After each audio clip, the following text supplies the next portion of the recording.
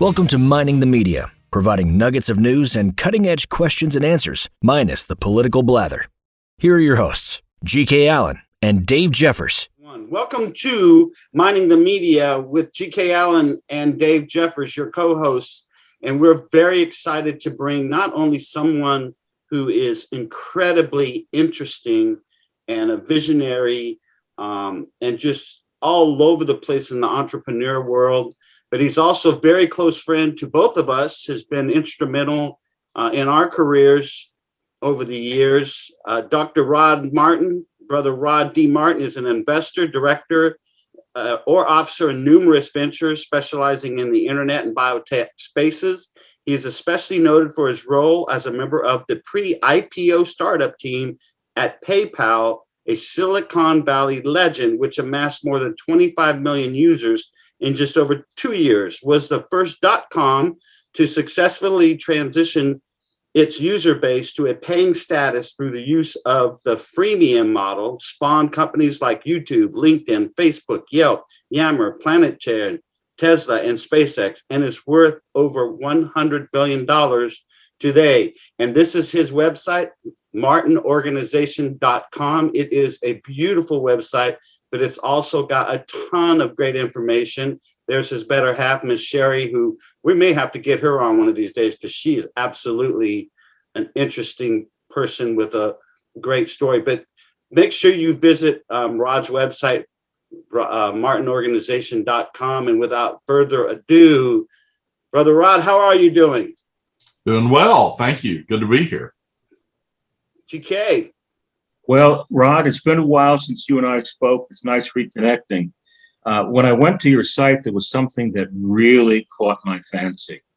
And I'm just going to tease it. You could take it from there. National Security Investment and the letters LSB. It's all yours. Well, yes, we're working on something. I'm on the board of a company called the National Security Investment Consultant Institute. That's a mouthful. So NSIC Institute. We are training financial advisors, primarily by we, I mean Kevin Freeman, who built a $3 billion fund for Sir John Templeton back in the day. He's a New York Times best-selling author, America's top expert on financial terrorism, and just an amazing man. He has Economic War Room with Kevin Freeman on Blaze TV, and Kevin and I and some other friends of ours are teaching financial advisors how to invest in line with the values of most Americans. As you're aware, ESG investing has gathered trillions of dollars of capital, frequently without the knowledge and certainly against the will of many of the people whose investments are involved in this. Frequently, it's retirement money, pension money, things that people aren't thinking about in terms of an environmental, social justice, corporate governance matrix. And yet, in the name of so-called stakeholder capitalism, the left is progressively, pun intended, taking over our investment capital to basically redirect it to pursue leftist aims. And this ESG investing has become so pervasive that you see it in the plot of television shows and kind of everywhere. It turns out that our polling, and we went to John McLaughlin, who was Donald Trump's pollster, certainly one of his best pollsters.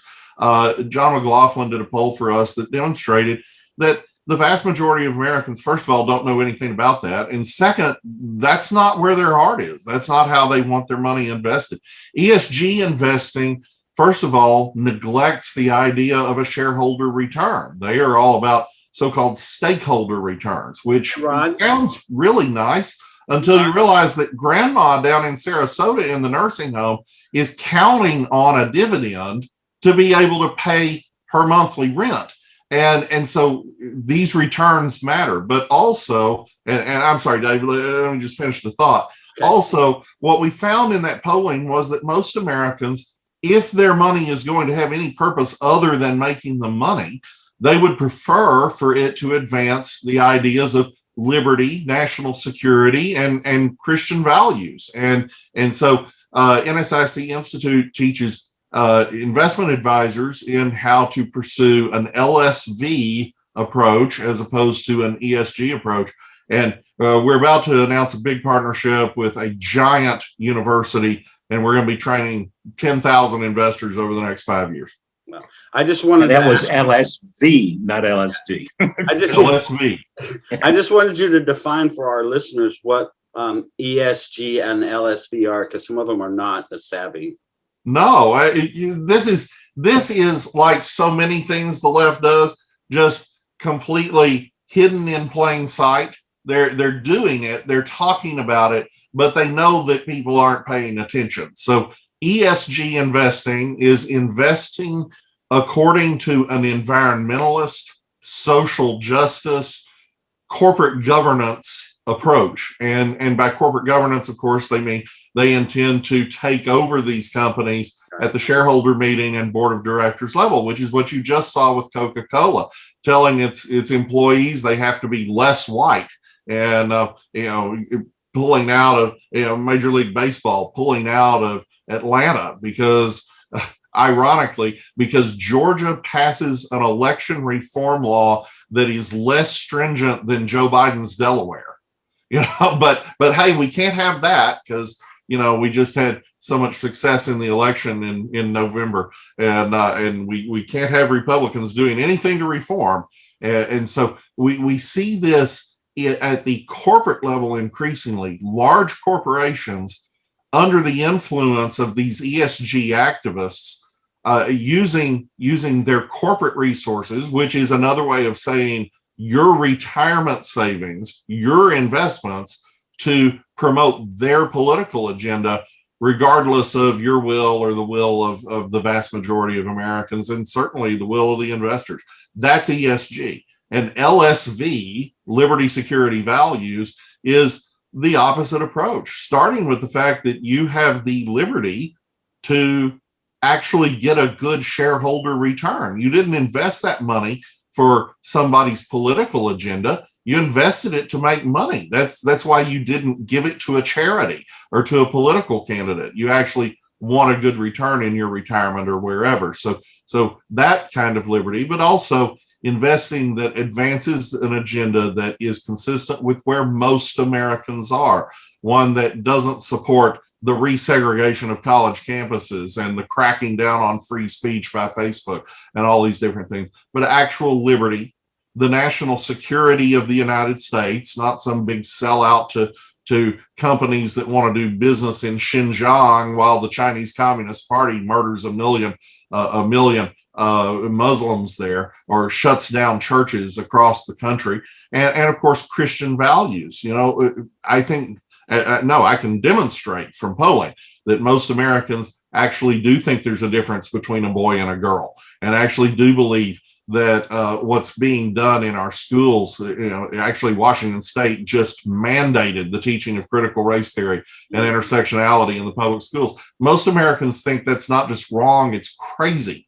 And so again, LSV investing advances the interests of most Americans. And again, we don't have any desire to force people into that. We simply want to make it available through certifying their financial advisor to be able to do that and to be able to resist this death march into ESG. It's a funny thing. We're living in an age right now where the diversity crowd, it really is Alice in Wonderland meets 1984, because the diversity crowd basically means think like us or else. Yes, absolutely. And they're very open about it. That is as unhealthy for democracy as it could possibly be, but it is also noteworthy. I have a couple of Cuban refugees on staff, one of whom her parents came after Castro took over.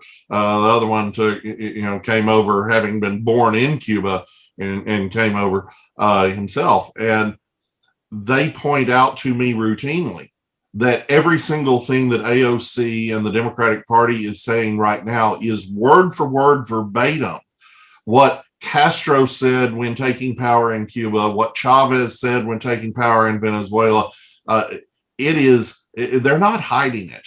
They're not hiding it. And the only way they're getting away with it is that 2 generations at least have been dumbed down in our public schools to such a degree that they don't recognize history. Yeah, that was part of the problem. I'm sorry, Dave, you go ahead. I was just going to say that's one of the problems, Rod, is that our generation, our youth, are not recognizing the language because they don't know their history and they're not taught that history. So it sounds great. It's like, how can you be against that?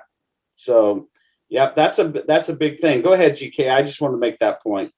The thing that bothers me, and they've heard me bemoaning this for a number of years, and I was away from media for a number of years for a lot of personal reasons. A lot of things happened, Rod, in terms of people I love no longer being here.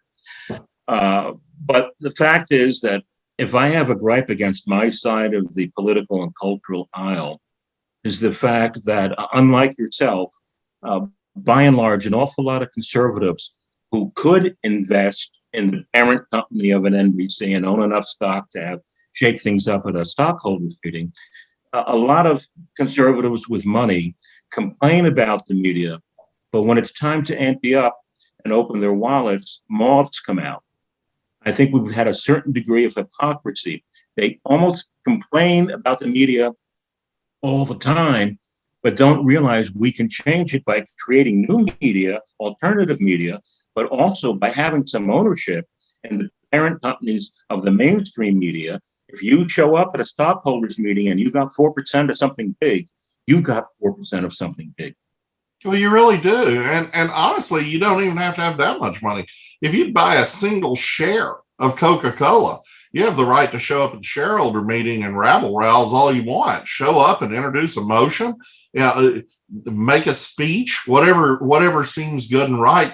If they just hear you complaining, it moves the board. The board doesn't want to have trouble at a board meeting, at a shareholder meeting. They want to get in, get out, and go home. And the left has capitalized on that unendingly. They don't necessarily own a big stake in these companies when this began. They're beginning to through ESG investing. They don't really own it, but they control it. But in most cases, back in the beginning of this movement, they were buying a few shares and showing up and making themselves seem like a huge crowd, not necessarily in shareholder percentage, but in just the sheer number of people in the room. And we're really bad at that on the right, and we have to get better.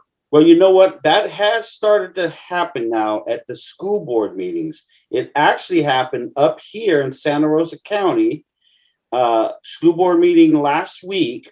The parents went and they started shouting at the school board, no more masks, open our schools, we're tired of it.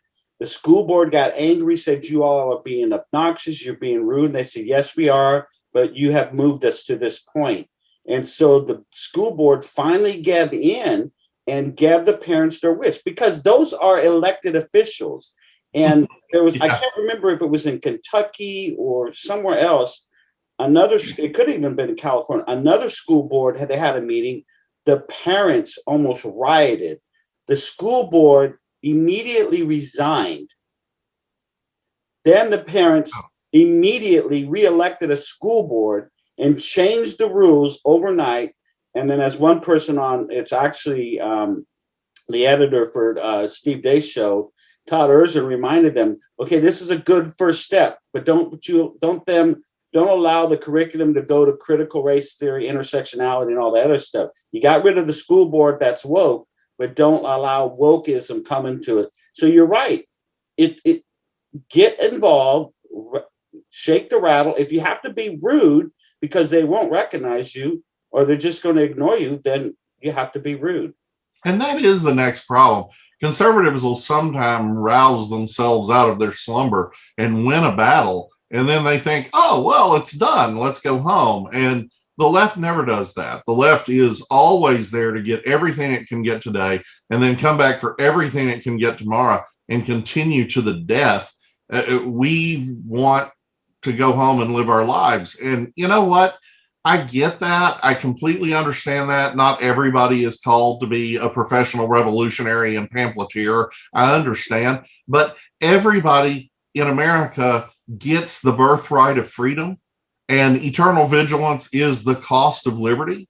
You aren't going to get to keep your country if you don't get involved in some of these things and take them seriously and see them all the way through. And that's a lesson that if this generation doesn't learn, the next generation won't have an opportunity to learn it. Well, you know, the First Amendment matters. The First Amendment matters. Yes. Rod, you reminded me when you talked about how the left never takes a day off. How my pastor, he always says, the devil doesn't look at you and say, you know what, we've been running Rod around pretty hard. Let's give him a day off. And and evil never rests. And what they're trying to do is evil. And I'm not trying to make this again political, but what we talk about here is we're getting rid of from all the political blather. The facts are facts, and you got to deal with it. And if we don't start dealing with the issue straight on, like there's two sexes, there's two biological sexes, two. And this is just science. They keep telling us to follow the science, but they only follow the science that is convenient for their political agenda. Exactly. So we need to let them know. We need to let people know. And I want to get back to what you were talking about as far as investing, because I promise you, and I probably need to look a little closer to my investments, that people don't know that their funds or their investments are in ESG. How do we figure that out, Rod? Well, I think it's pretty easy when you're invested in Coca-Cola. I mean, that's super simple. But if you're invested in a company that perhaps isn't as obvious, read the proxy. I mean, once a year they're going to have a shareholder meeting. They're going to send out a proxy statement, big thick document that nobody reads, to all shareholders. You've got a chance to look through that and see what they're doing. It's boring reading. I'm freely admitting, but look at the page where they're talking about resolutions they want to pass, things like that. Look at the bios of some of the board members that they're running for election. Or here's a crazy thought: just see if they brag about ESG. Because if they're bragging about some liberal cause, and then you've got one or two choices, really. One choice is to do like my friend Art Alley at the Timothy Plan. Their whole raison d'etre is to only invest in companies that don't do that, companies that are morally acceptable. And of course, that's sort of a Christian way of doing the same thing as the guys who are wanting to divest from Israel and things like that, which I thoroughly disagree with, but the principle is the same. We're not going to invest in things we don't believe in. Okay, well, that's fair. I'm all for that. And if you're interested in that kind of thing, again, the Timothy Plan, it's online. That's a great way to go. I'm a little more interested personally in maximizing shareholder returns. I don't mind investing in Coca-Cola if they're going to make me money, but it matters to me a whole lot that if I'm going to do that, I'm going to go yank their chain at every opportunity and say, no, you're there to sell sugar water. You are not there to advance the interests of the Democratic Party. You have my investment. That's fine. I'm a shareholder and I'm going to tell you about it. And, not everybody's up for that kind of thing. And if they are a little more passive, I think a Timothy Plan kind of approach makes more sense for them. But if you want to see change in the world, you're going to have to spend the time and treasure to actually put yourself in the game and do something about things. That will cost, as I said, money and time, but it's well worth it. We want to build a better world for ourselves and our children and our grandchildren, and nobody's going to do that for you. Ron, I've got a question for you as it relates to investment. I believe right now, one of the problems that the everyday person has when it comes to the state of our economy is they listen to the news, they hear that the market's gone up 10 points, it's gone down 50 points. I think right now, the stock market kind of place where the little guy either shouldn't be or should be more cautious. Because I believe we're in a situation not unlike the dot-com bubble that burst, 2 decades ago. So I think too many everyday people might be too heavily invested in a market that's eventually going to go pop. Do you agree or disagree? I'm reasonably bullish. If you look at a stock chart that covers like the last 120 years, it's hard not to be bullish long term because betting against America has consistently been dumb. But on the other hand, we have an administration right now that's trying to pack the Supreme Court, is trying to pack the Senate by adding states they think will only elect Democrat senators. They have done things in electoral matters that I just find unconscionable. And when you're pretty much being told daily that they intend to create a one-party state and that they intend to create this stakeholder capitalism, which is exactly what China's done. If you go to a board meeting of a company in China, you've got all the directors that the company shareholders pick, and then you've got a couple of other directors sitting in the back of the room, and they are appointed by the Chinese Communist Party, and they have a veto over every single thing that gets done. That's stakeholder capitalism. They can dress it up and call it pretty names all day long, but it's government control of private assets, which is just a backdoor nationalization. In that kind of environment, being bullish on America would probably be pretty foolish. So the next few years, ignoring issues of monetary policy, potential inflation, all of that political risk, a phrase that we should never have to use in relation to the United States of America, that political risk is the great danger to your investments above all others. And you've got to pay attention to the direction that's going. Nothing's going to be worth much if government takes it all over, directly or indirectly. Rod, we just interviewed Cal Thomas, and he has the latest book out called America's Expiration Date.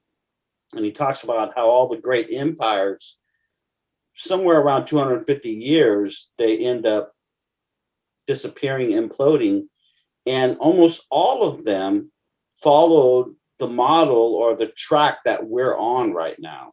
And when you speak of the stakeholder capitalism that you're talking about, that was one of the things where every time the government starts taking over the market, that ends up being the demise of at least of the economy. Do you see that happening right now? Well, at the very least, it's the demise of liberty.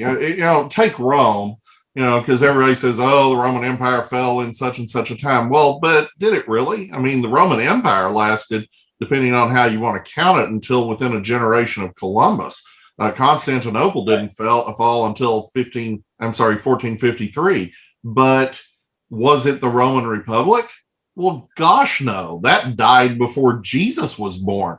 And it did not last very long, and it did succumb to things that are similar to this. And you can look at some of the trends in the Western Roman Empire, which was certainly no democracy, but you see things that happened there, certainly after the crisis of the 3rd century, that are deeply disturbing in how they parallel some of the things that we're doing. So there are certainly interesting analogies that can be made here. I would be hopeful in that we are more connected than we've ever been. Certainly, big tech is trying to squelch that in a number of respects, but they have not succeeded nearly to the degree they would like to as yet. And there's meaningful hope that we can avoid that. People are far more tuned in and aware, and you see that in the kind of voter turnout that we just had. Regardless of what you think about how many of those ballots were real, the actual number of people who voted was record breaking. Right. And, there's an opportunity for people who take these things seriously and really want change to change things pretty quickly. And you look at a place like Hong Kong, which of course just got squashed by the Chinese Communist Party. One country, two systems is certainly dead as a doornail, and Taiwan better watch out. But ignoring the immediate situation, At the end of World War II, that was pretty much a British naval anchorage with a city attached that was just poor as dirt. And in 1955, the per capita GDP of Hong Kong and Cuba and Puerto Rico was basically the same. And you look at the three outcomes over the following 20 to 40 years, and it's shockingly different. And what is the difference? In Hong Kong, you had low taxes, low regulation, and relative freedom. And Cuba went into free fall under communism, and Puerto Rico has just kind of continued in its mire to a great degree because, again, just not government like Cuba, but certainly not good government and not a forward-looking way of a visionary way forward among the people. You had that in Hong Kong, and it demonstrates, as Poland does and as Czechia does, and a number of post-communist countries, that you can turn these things around very quickly if there's a critical mass of will among the people. So